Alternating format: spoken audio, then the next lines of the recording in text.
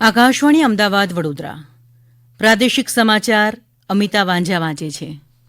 સૌપ્રથમ મુખ્ય સમાચાર. રાજ્યના મુખ્ય ચૂંટણી અધિકારી પી ભારતીએ વડોદરાની પોલિટેકનિક કોલેજ સ્થિત મતગણતરી કેન્દ્રમાં લોકસભાની ચૂંટણીની મતગણતરીની તૈયારીઓની સમીક્ષા કરી. લોકસભાની 1 જૂને યોજાનારી 7મા અને આખરી તબક્કાની ચૂંટણીમાં 57 બેઠકો માટે મતદાન થશે. પ્રચાર પડઘમ શાંત થયા. રાજકોટ ટીઆરપી ગેમ ઝોન દુર્ઘટનાના 27 મૃતદેહોના ડીએનએ મેચિંગ કરીને મૃતદેહો તેમના પરિવારજનોને સોંપવામાં આવ્યા.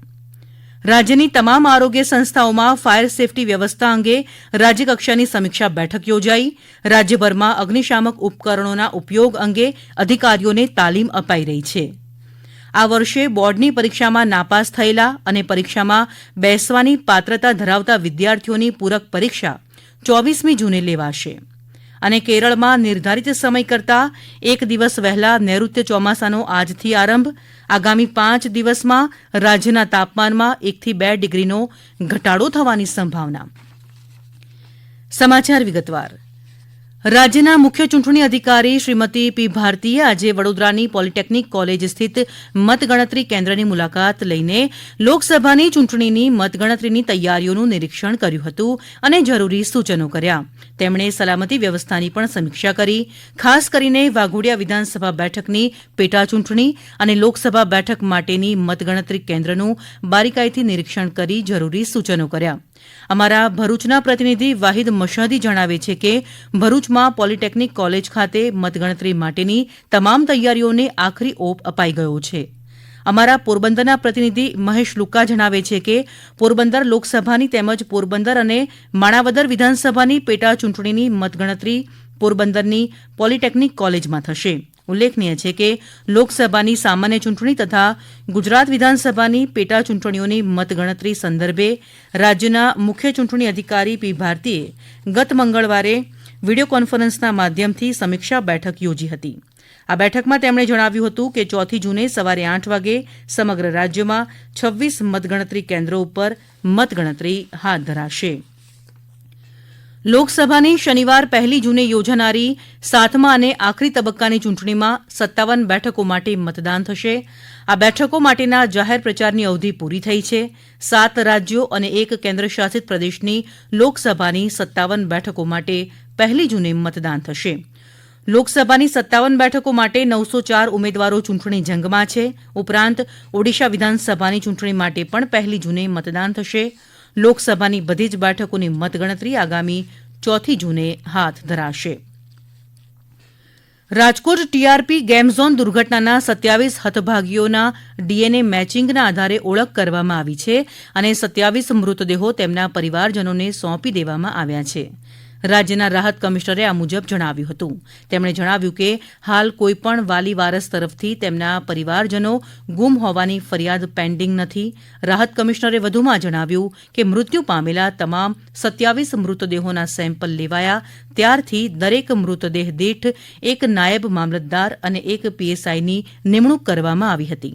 એટલું જ નહીં, જ્યારે મૃતદેહ પરિવારજનોને સોંપવામાં આવે ત્યારથી અંતિમ વિધિ સુધી તમામ બાબતમાં મદદરૂપ થવા અને ત્યારબાદ મૃતકને આપવાની થતી મુખ્યમંત્રી અને પ્રધાનમંત્રી રાહત ભંડોળની સહાયની પ્રક્રિયા પૂર્ણ કરવાની જવાબદારી પણ સોંપવામાં આવી હતી. આમ છતાં હજુ પણ કોઈ વ્યક્તિની ઓળખ આગ દુર્ઘટના પછી મળતી ના હોય અને તેમના પરિવારજનોને શંકા હોય તો રાજકોટ શહેર પોલીસ નિયંત્રણ કક્ષ નંબર 028 12 45 77 77નો સંપર્ક કરવા અનુરોધ કરવામાં આવ્યો છે. રાજ્યની તમામ આરોગ્ય સંસ્થાઓમાં ફાયર સેફટી વ્યવસ્થા અંગે રાજ્યકક્ષાની સમીક્ષા બેઠક યોજાઈ.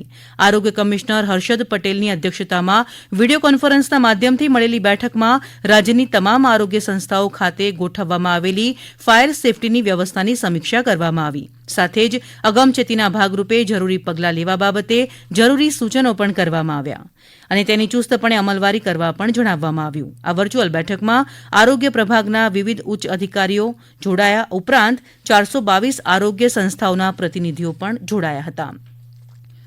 રાજકોટમાં બનેલી આગની દુર્ઘટનાની ગંભીરતાને ધ્યાને રાખી રાજ્યભરમાં વિવિધ વિભાગોના અધિકારીઓ અને કર્મચારીઓને અગ્નિશામક ઉપકરણોના ઉપયોગ અંગે પ્રત્યક્ષ તાલીમ આપવામાં આવી રહી છે.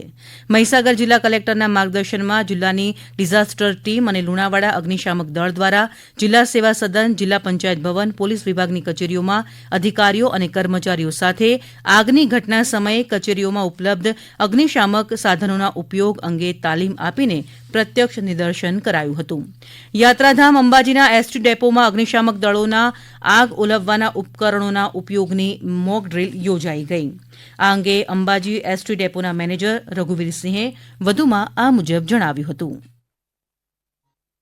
નિગમ દ્વારા તમામ એસટી બસોમાં ઉપલબ્ધ જે ફાયર એક્સટિંગ્વિશર છે તે તમામ ચાલુ હાલતમાં હોય, તેની સાથે સાથે ડ્રાઈવર કંડક્ટર મિત્રોને ફાયર એક્સટિંગ્વિશરનો સાચો ઉપયોગ કરતા પણ આવડતું હોય તે બાબતની સૂચના આપવામાં આવી હતી. તેને ધ્યાને રાખી આજરોજ અંબાજી ડેપો ખાતે ફાયર સેફટી ડિપાર્ટમેન્ટ અંબાજીનો મદદ લઈને ફાયર ડ્રાઈવનું એક આયોજન કરવામાં આવ્યું હતું. જે સંદર્ભે આજરોજ અંબાજી ડેપો ખાતે ફાયર સેફટીના ફાયર એક્સટિંગ્વિશરનો કેવી રીતે ઉપયોગ કરવો અને જ્યારે પણ આવી કોઈ ઘટના બને તે ઘટના સમયે બસમાં રહેલા મુસાફરો કેવી રીતે સેફ રીતે ઉતારી શકાય અને આ ફાયર એક્સટિંગ્વિશરનો ઉપયોગ કરીને નાની મોટી ઘટનાને કેવી રીતે ટાળી શકાય તે માટેનું એક સુંદર આયોજન કરવામાં આવેલું હતું. રાજકોટ મહાનગરપાલિકા દ્વારા ફાયર એનઓસી નહીં ધરાવતા 3 પેટ્રોલ પંપ સહિતના સંકુલો સીલ કરાયા. ફાયર સેફટીની ચકાસણી કરવા માટે મ્યુનિસિપલ કમિશનર દેવાંગ દેસાઈ દ્વારા દરેક વોર્ડ દીઠ એક વોર્ડ કમિટીની રચના કરવામાં આવેલ છે. મ્યુનિસિપલ કમિશનર દેવાંગ દેસાઈએ આ અંગે યોજાયેલ બેઠકમાં જણાવ્યું કે આ કામગીરીમાં હોસ્પિટલ, ટ્યુશન ક્લાસીસ, મોલ અને shopping complex, community hall, auditorium, cinema hall, school, college અને અન્ય જાહેર સ્થળો કે જ્યાં પબ્લિક ભેગી થતી હોય ત્યાં ચેકિંગ કરવામાં આવશે. જે સ્થળોએ ફાયર એનઓસી અને બિલ્ડિંગ યુઝ પરમિશન નહીં હોય તે સ્થળોને સીલ કરવામાં આવશે. રાજકોટ ગેમ ઝોનની ઘટનાને ધ્યાને લઈ નડિયાદના ધારાસભ્ય પંકજભાઈ દેસાઈએ નડિયાદ શહેરના જાહેર સ્થળોએ ફાયર સેફટીની સુવિધા તેમજ પ્રજાજનોની સુરક્ષા હેતુના માપદંડ મુજબ તેની યોગ્ય ચકાસણી કરવા નડિયાદના ચીફ ઓફિસર અને કલેક્ટરને લેખિતમાં સૂચન કર્યું છે. દરમિયાન નર્મદા જિલ્લા સેવા સદનમાં આવતા તમામ વિભાગ ખાતે ફાયર સેફટીના બોટલ ચેક કરી તેનું રિફિલિંગ કરવાના ઓર્ડર આપવામાં આવ્યા છે. અંકલેશ્વર જીઆઈડીસીની ઈએસઆઈસી હોસ્પિટલને ફાયર સેફટી અભાવે 1 મહિના માટે બંધ કરાઈ છે. આ પ્રાદેશિક સમાચાર આપ આકાશવાણી અમદાવાદ વડોદરા કેન્દ્ર પરથી સાંભળી રહ્યા છો. હવે સાંભળીએ રાજ્યના કેટલાક અન્ય સમાચાર સંક્ષિપ્તમાં. સુરેન્દ્રનગર જિલ્લામાં બાળકોના સર્વાંગી વિકાસ માટે નિઃશુલ્ક યોગ સમર કેમ્પનું આયોજન કરવામાં આવ્યું. ગુજરાત પ્રદૂષણ બોર્ડની પ્રાદેશિક કચેરી મહેસાણા દ્વારા રોટરી ક્લબ ખાતે ઇલેક્ટ્રોનિક વેસ્ટ અંગે જાગૃતિ સેમિનાર અને ચિત્ર સ્પર્ધાનું આયોજન કરાયું. દીવના વણાકબારા ગોમતી માતા બીચ ઉપર માછીમારોની સલામતી માટે દીવ વહીવટી તંત્ર દ્વારા બોયા મૂકવામાં આવ્યા, જેમાંથી એક બોયું ધરાશાયી થયું. અસહ્ય ગરમીને પગલે લખતરમાં અંબિકા યુવા મંડળ અને લખતર યુવા સંગઠન દ્વારા લોકોને ઠંડી છાશનું વિતરણ કરવામાં આવ્યું. ભાવનગર અક્ષરવાડી સ્વામિનારાયણ મંદિર દ્વારા 18મા પાટોત્સવની ઉજવણી વૈદિક વિધિ સાથે કરવામાં આવી અને પાટણ ઠાકોર સમાજ ટ્રસ્ટ દ્વારા સમાજનો 18મો સમૂહ લગ્નોત્સવ પાટણ શિહોરી રોડ પર યોજાયો હતો. અન્ય સમાચાર જોઈએ તો ગુજરાત માધ્યમિક અને ઉચ્ચતર માધ્યમિક શિક્ષણ બોર્ડ દ્વારા માર્ચ મહિનામાં લેવાયેલ ધોરણ 12 વિજ્ઞાન પ્રવાહની પરીક્ષા બાદ ઉત્તરવહીઓના રૂબરૂ અવલોકનની પ્રક્રિયા આગામી 6 થી 8મી જૂન દરમિયાન હાથ ધરાશે. જે વિદ્યાર્થીઓએ રૂબરૂ અવલોકન માટે અરજી કરી છે તેમને ફાળવવામાં આવેલ સમય, સ્થળ અને તારીખ જેવી વિગતો દર્શાવતું કોલ લેટર વિદ્યાર્થીઓ બોર્ડની વેબસાઇટ gseb.org પરથી આજથી ઓનલાઈન મેળવી શકશે.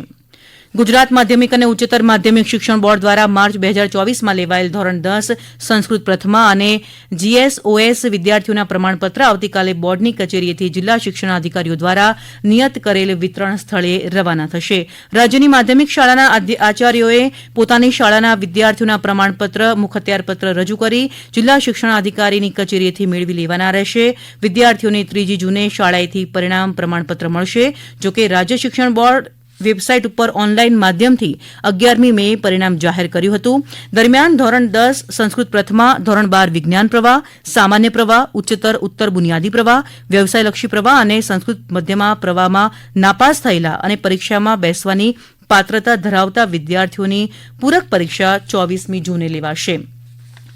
હવામાન વિભાગે જણાવ્યું છે કે કેરળમાં નિર્ધારિત સમય કરતાં એક દિવસ વહેલા નૈઋત્ય ચોમાસાનો આજથી આરંભ થયો છે. ઉલ્લેખનીય છે કે ચોમાસા પૂર્વેની પ્રક્રિયાના ભાગરૂપે છેલ્લા કેટલાક દિવસથી રાજ્યમાં ભારે વરસાદ થયો છે. કેરળના તમામ 14 જિલ્લાઓમાં યલો એલર્ટ જાહેર કરાયું છે. હવામાન વિભાગના જણાવ્યા પ્રમાણે આગામી 5 દિવસ દરમિયાન ગુજરાતમાં હવામાન સૂકું રહેશે અને સરેરાશ તાપમાનમાં 1 થી 2 ડિગ્રી જેટલો ઘટાડો થઈ શકે તેમ છે. અંતમાં મુખ્ય સમાચાર ફરી એકવાર. રાજ્યના મુખ્ય ચૂંટણી અધિકારી પી ભારતીએ વડોદરાની પોલિટેકનિક કોલેજ સ્થિત મતગણતરી કેન્દ્રમાં લોકસભાની ચૂંટણીની મતગણતરીની તૈયારીઓની સમીક્ષા કરી અને આ વર્ષે બોર્ડની પરીક્ષામાં નાપાસ થયેલા અને પરીક્ષામાં બેસવાની પાત્રતા ધરાવતા વિદ્યાર્થીઓની પૂરક પરીક્ષા 24મી જૂને લેવાશે. આકાશવાણી અમદાવાદ વડોદરા કેન્દ્ર પરથી પ્રાદેશિક સમાચાર પૂરા થયા.